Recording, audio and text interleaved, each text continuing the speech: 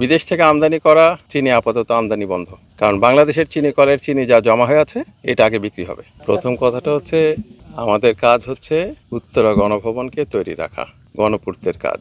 সভা কখন হবে সেটার নির্ধারিত তারিখ নাই, তবে প্রত্যেক সরকারের আমলেই রেওয়াজ অনুযায়ী সাধারণত একটা সভা হয় বা আরও বেশি সভা হয়। আমরা দীর্ঘদিন এটা অবহেলিত ছিল, আমরা এটাকে তৈরি করলাম। প্রথম প্রশ্নের উত্তর। দ্বিতীয় প্রশ্ন, চিনি কলে বিদেশ থেকে আমদানি করা চিনি আপাতত আমদানি বন্ধ, কারণ বাংলাদেশের চিনি কলের চিনি যা জমা হয়ে আছে এটা আগে বিক্রি হবে।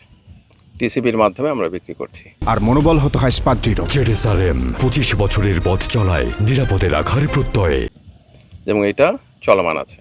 টিসিবি রিডাকশনে দিচ্ছে, লাভের জায়গাটাতে আরেকটু কাজ করতে হবে, কারণ আমাদের এখানে শুধুমাত্র ভর্তুকি দিয়ে চালানো সম্ভব না। আমাদের এখানে যেটা লাগবে সেটা হচ্ছে ইনভেস্টমেন্ট, লোকাল এবং ফরেন। আমরা চেষ্টা করছি আমাদের অল্প সময়ের মধ্যে যেটুকু পারি সেই হিসাবে আমরা যোগাযোগও করেছি। আশা করি আমাদের সময়ে বা আগামী সরকারের সময় ভালো খবর আসবে। আমরা কাজ এগিয়ে নিচ্ছি। তৃতীয় প্রশ্নটা হচ্ছে লাভ।